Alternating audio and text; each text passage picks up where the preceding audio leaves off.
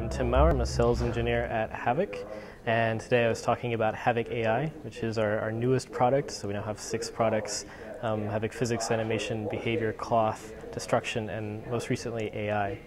So Havok AI is about efficient nav mesh generation and simplification, and then also some pathfinding queries that we do once we have the nav mesh generated. Of course, we've been in the industry, in the middleware and games industry for over 10 years.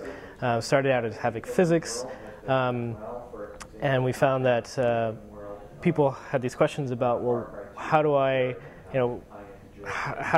we take into account dynamic rigid bodies when we're doing pathing, when we're doing what we call AI. And we took a closer look and we saw that a lot of our customers were, some of them were actually generating nav meshes by hand, which is, very painstaking, very time consuming. There are some other solutions out there for AI.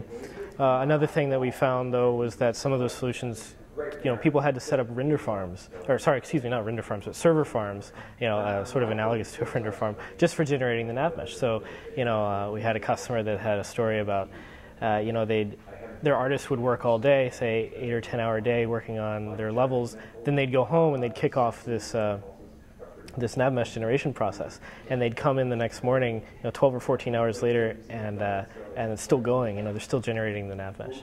So we also wanted to focus on being able to generate the nav mesh very, very quickly, just from some data, just automatic, fast generation.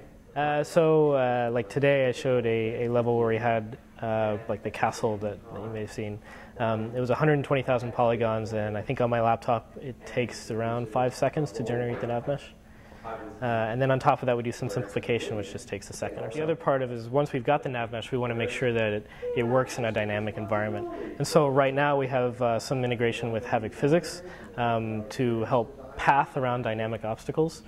So there's pathing around dynamic rigid bodies, for example. There's also another solution that we have called local steering, which allows characters to move around and interact with fast-moving bodies, so even each other. So you can have crowd environments. You can have 100 characters that say are crossing a street and they're all avoid each other.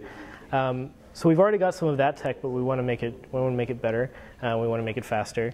Of course, it's already pretty fast out of the box, but going forward, we're going to be looking at improving some of that, trying to improve the efficiency of that, but also, like today we had some good feedback from the crowd here, and we've also gotten some customer feedback for just a few other features, some other tweaks. So Havok AI was announced at GDC this year, but it wasn't actually available until October, so just last month.